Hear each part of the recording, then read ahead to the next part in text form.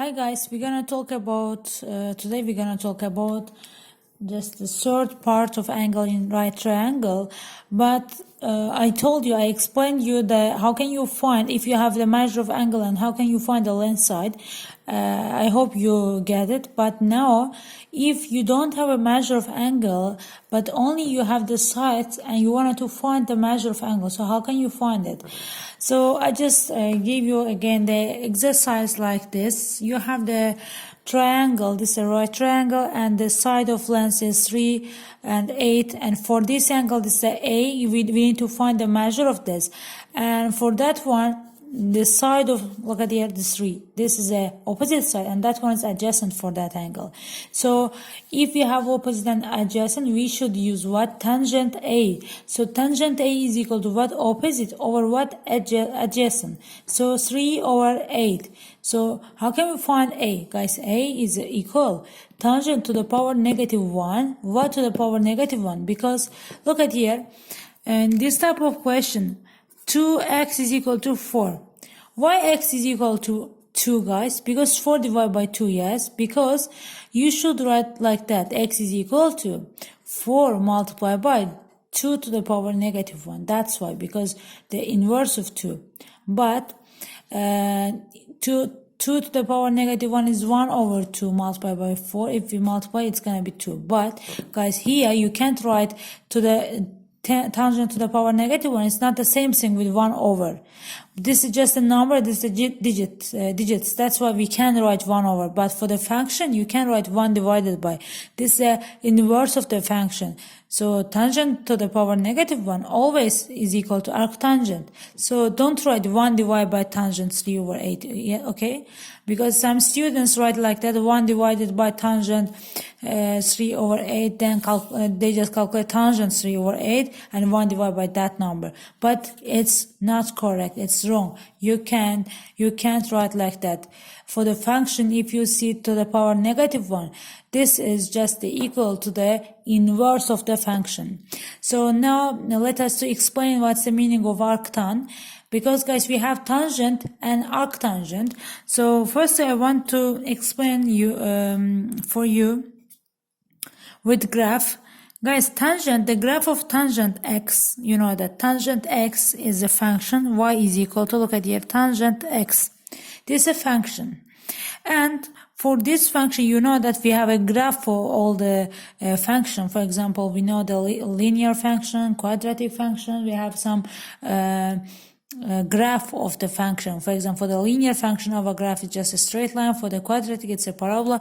And for the tangent x, your graph should be approximate. I just draw, should be passing through from the x, from the origin, and it should be look like this, okay?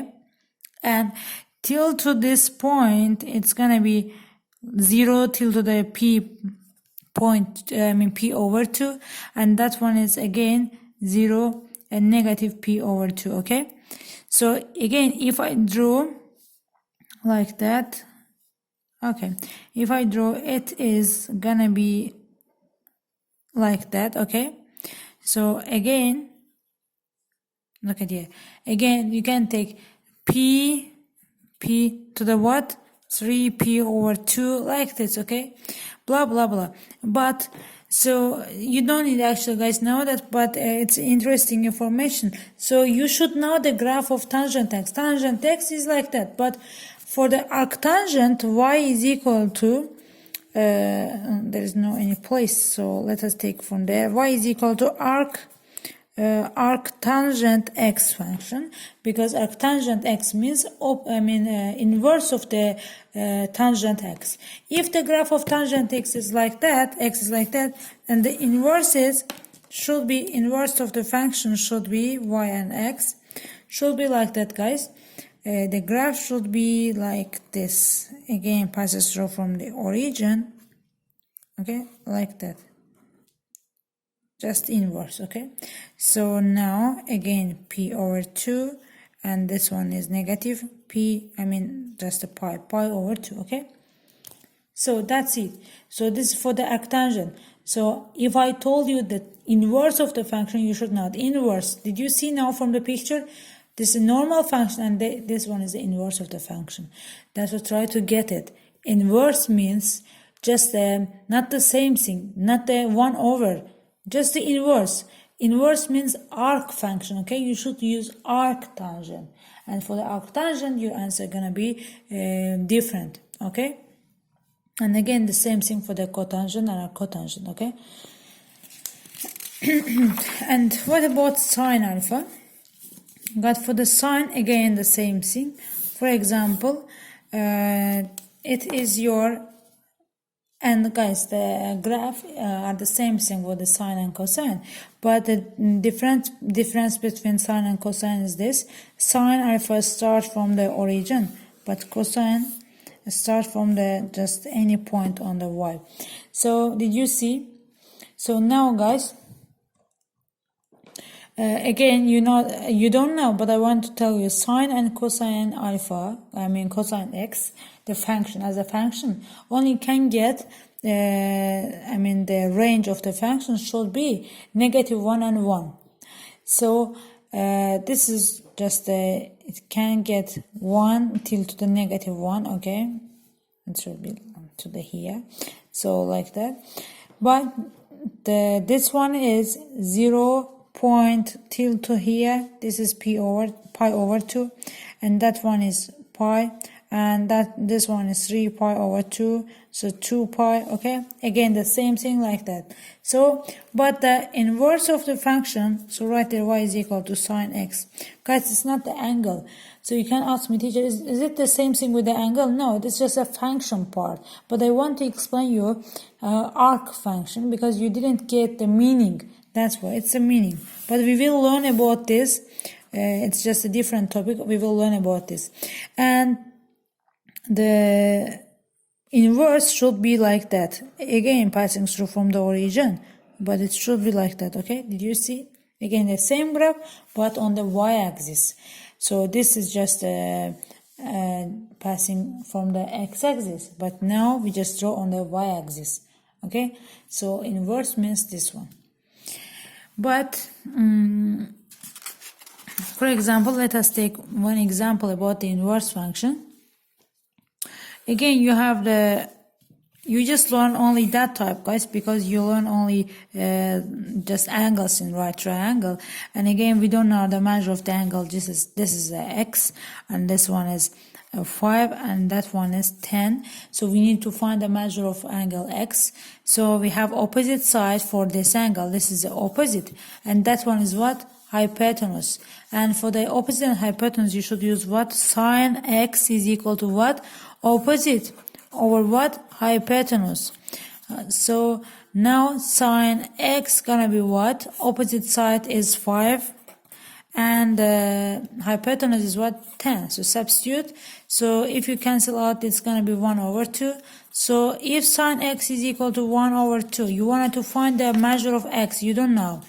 Actually, I know that this is 30 degrees because I learned by heart all of them, but you don't know. So you should find this x, this one, like that. It should be inverse. You should write x is equal to inverse of sine, like arc sine, then 1 over 2. Or guys, you can write like that, sine to the power -1, 1 over 2. They are the same thing. You can see on your calculator, there is not even scientific or graphical. They just write sine to the power -1. If you press, you can see on your screen arc sine, okay?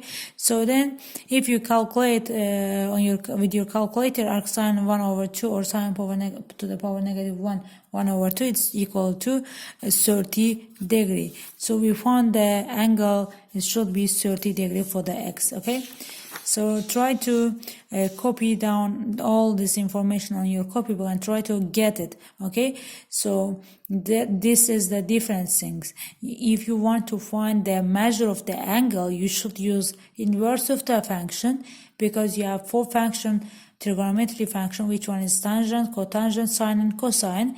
And you should use the formula for the sine, cosine, tangent, and cotangent, and then use the second part like a inverse of the function for finding the measure of the angle if you don't know, okay? But if you know the measure of the angle and you wanted to find the side, again, you can write sine, for example, that angle is equal to x divided by or 10 divided by x just for finding the measure of the side, okay? So then you can calculate sine 30 is equal to what with your calculator. But in this type of question, you don't know the measure is what, so you should use what? Inverse of the function. For the any question, guys, you can write on my Gmail and try to recognize and try to detect your mistake. Then let me know. And after this, watching, so try to write the questions which I send you as a PDF, questions on your PDF. Okay. So bye bye.